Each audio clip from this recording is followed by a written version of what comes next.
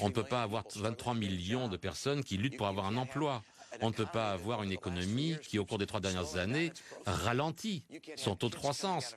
On ne peut pas avoir des enfants qui sortent du collège, qui sortent des universités et qui ne peuvent pas trouver d'emploi en relation avec leur diplôme. Il faut que notre économie croisse.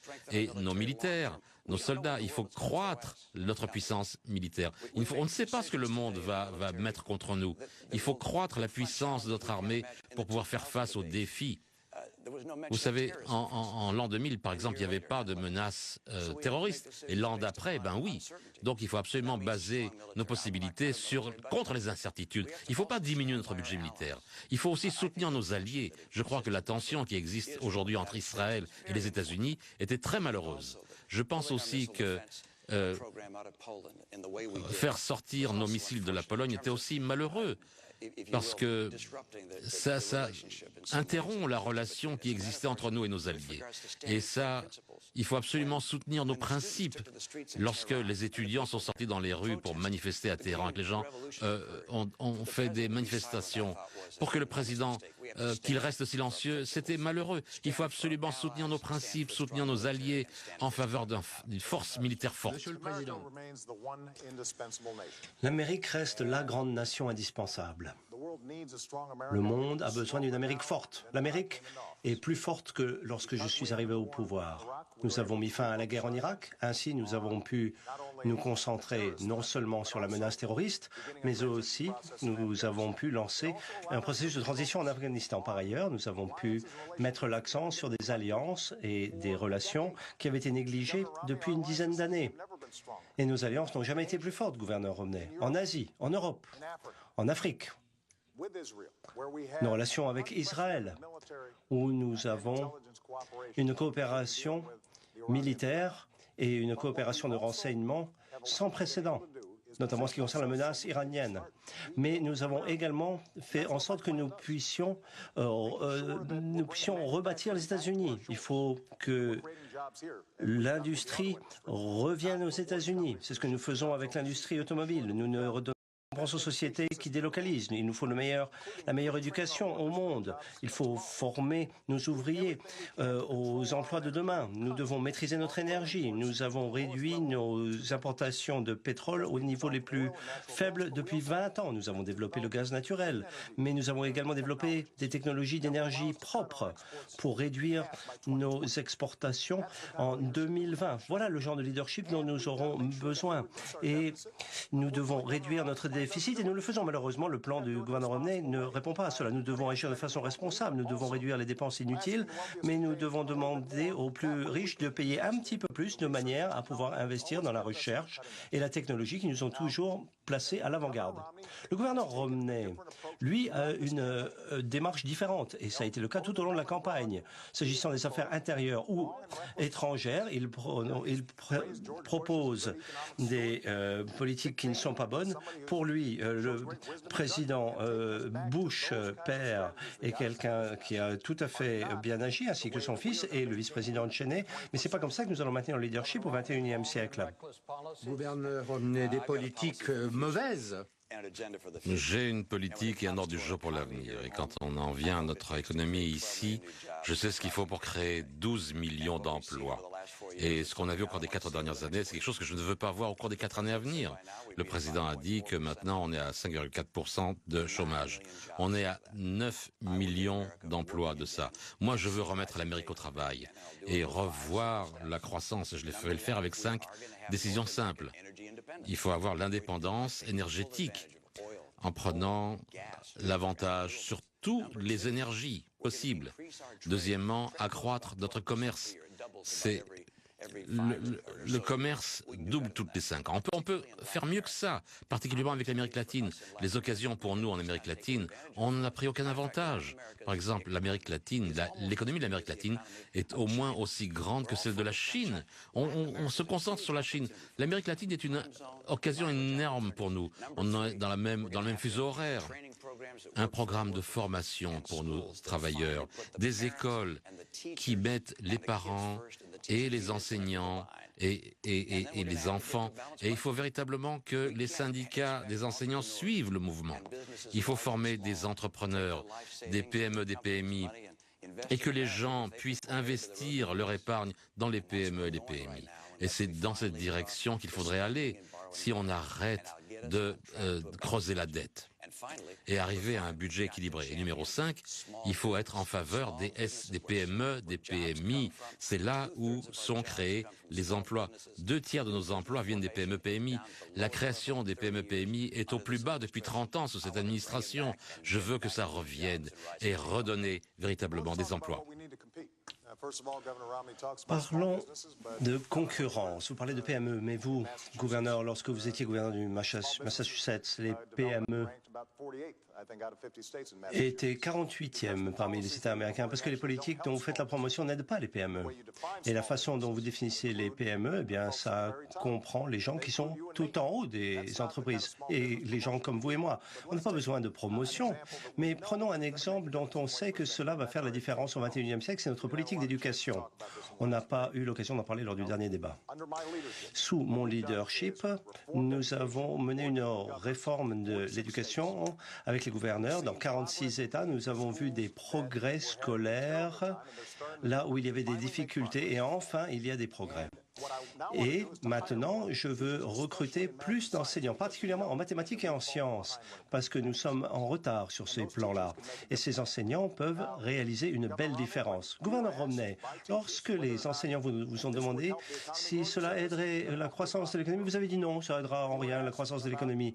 Lorsqu'on vous a demandé s'il fallait réduire le nombre d'élèves par classe, vous avez dit ça ne change rien. Mais si vous parlez aux enseignants, ces gens-là vont vous dire mais si, ça fait une belle différence. Et si on a des enseignants de mathématiques qui peuvent apporter le soutien nécessaire aux enfants, c'est justement cela qui va déterminer la création de PME. Ça va engendrer des créations d'entreprises, parce que c'est les talents, les compétences et les budgets que vous proposez, vous ne vont pas répondre à ces exigences. Alors que nous proposons le contraire. Il ne faut pas réduire les budgets de l'éducation. Ça nuit à la croissance économique ou à la position des États-Unis dans le monde. Excusez-moi, j'ai besoin d'un moment sur l'éducation parce que je suis surpris. Enfin bon, j'étais gouverneur d'un État et tous les 2 ans, nous avions des tests pour savoir comment faisaient les enfants de 10 et de 12 ans qui étaient testés en mathématiques et en anglais. Eh bien, nous étions les premiers des États en anglais et en mathématiques aussi. C'est la première fois qu'un État a été le premier dans les 4 mesures de capacité. Comment est-ce qu'on l'a fait? Quand les démocrates et les républicains se sont mis ensemble pour mettre en place des principes d'éducation qui sont tombés d'accord pour avoir des grands enseignants dans la classe. Et ça nous a permis de devenir l'État numéro 1 de la nation. C'était 10 ans avant que vous soyez gouverneur. Puis ensuite, vous avez coupé les budgets de l'éducation. Nous étions numéro 1 et nous sommes toujours le numéro 1 aujourd'hui. Et les principes qu'on les a mis en place, on l'a pas simplement donné aux enfants des examens finaux, mais les enfants ont dû être capables, s'ils étaient dans les 25% supérieurs de la classe, ils avaient 2 années d'études gratuites dans les universités. Ça, c'était avant que vous soyez gouverneur. Non, c'est moi qui ai fait ça. Je voudrais, on a déjà parlé de tout ça dans les autres débats. Gouverneur, vous dites que vous voulez agrandir les militaires, avoir une plus grande marine, vous ne voulez pas réduire les dépenses de défense. On parle des problèmes financiers. Où est-ce que vous allez trouver l'argent?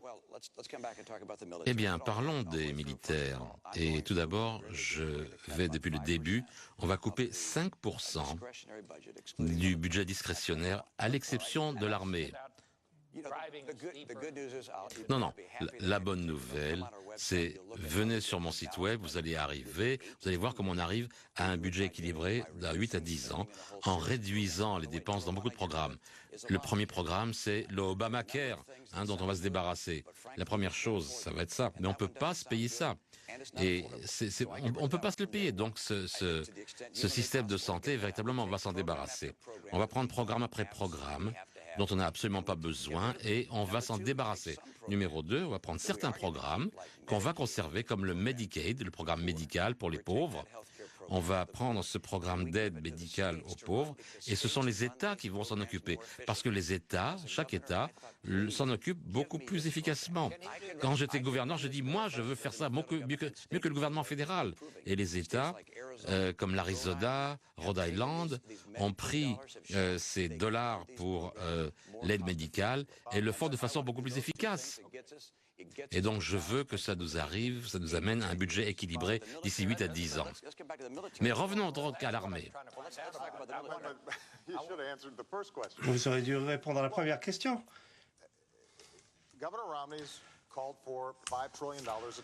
5 000 milliards de coupes fiscales, avec moins de déductions. C'est un calcul qui ne tient pas la route, mais il continue à nous dire que c'est ce qu'il veut faire. Ensuite, il veut dépenser 2 000 milliards de dollars dans le domaine militaire, alors que les militaires ne demandent pas cela.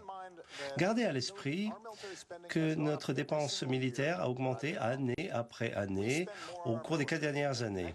On a dépensé plus que la Chine, la Russie, la France, le Royaume-Uni, les 10 pays qui nous suivent n'ont pas dépensé autant que nous ensemble. Moi, j'ai travaillé avec les chefs d'état-major pour réfléchir à nos besoins futurs. Et c'est ainsi que nous avons conçu un budget. Mais on ne peut pas dépenser 2 000 milliards de dollars dans le domaine militaire alors que les militaires n'en veulent pas. 5 000 milliards de dollars de manière pour réduire les impôts. Vous dites que vous allez payer ça en réduisant les déductions sans nous dire de quoi il s'agit véritablement.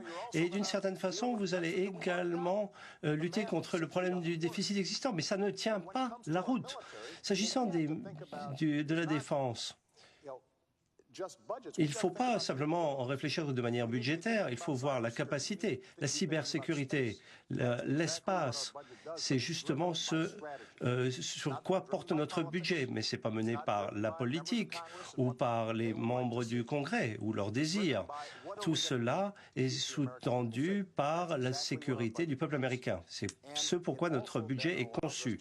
Et cela nous permet de réduire notre déficit qui constitue une préoccupation en matière de sécurité nationale, parce que notre économie doit être forte chez nous pour pouvoir projeter le pouvoir militaire à l'étranger.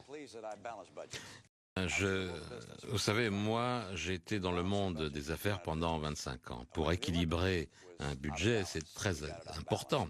Vous savez, on a réussi à balancer, à équilibrer le budget des Jeux Olympiques. J'ai été pendant 4 ans, les démocrates et les républiques ont réussi à équilibrer le budget. On a pu réduire la taxe fiscale. Le président n'a pas réussi à équilibrer le budget. J'espère avoir l'occasion de pouvoir le faire moi-même. Je serai capable d'équilibrer le budget. Parlons des dépenses militaires. Notre marine est plus petite aujourd'hui que depuis 1917. Il y avait 317 navires. Nous sommes en moins de 285. On va continuer, véritablement, on va avoir moins de 200 navires. C'est inacceptable. Il faut avoir les navires nécessaires pour la marine. Notre force aérienne est plus petite depuis sa création en 1947. Nous avons changé pour la première fois depuis Franklin Delano Roosevelt. On a toujours eu cette stratégie de pouvoir lutter dans 2 conflits à la fois. Maintenant, on ne peut lutter que dans un seul conflit. C'est la plus grande responsabilité du président des États-Unis, maintenir la sécurité du peuple américain. Et je ne réduirai pas le budget militaire par 1 000 milliards de dollars, qui est la combinaison, le mélange des réductions fiscales et des réductions financières. Je crois que ça rend notre avenir moins sûr. Tout d'abord, s'agissant des coupes de séquestration, c'est une proposition du Congrès. Ça n'aura pas lieu. Le budget dont nous parlons, ce n'est pas une réduction, mais le fait de maintenir le budget de la défense. Le gouverneur Romney n'a pas passé de temps à comprendre le fonctionnement de la défense. Vous parlez de la marine. On a moins de bateaux qu'en 1916, dites-vous, mais on a moins de chevaux, on a moins de baïonnettes aussi, gouverneur, parce que la nature de la défense a changé. Nous avons, vous savez, les porte-avions. Il y a des avions qui se posent sur des navires. Et nous avons des bateaux qui vont sous l'eau, ça s'appelle des sous-marins. Donc la question n'est pas de savoir qui a le plus de bateaux. Il s'agit de capacité. Donc moi, quand je parle avec le responsable de la marine et le chef d'état-major, nous déterminons la façon dont nous pourrons au mieux répondre à tous nos besoins de défense pour soutenir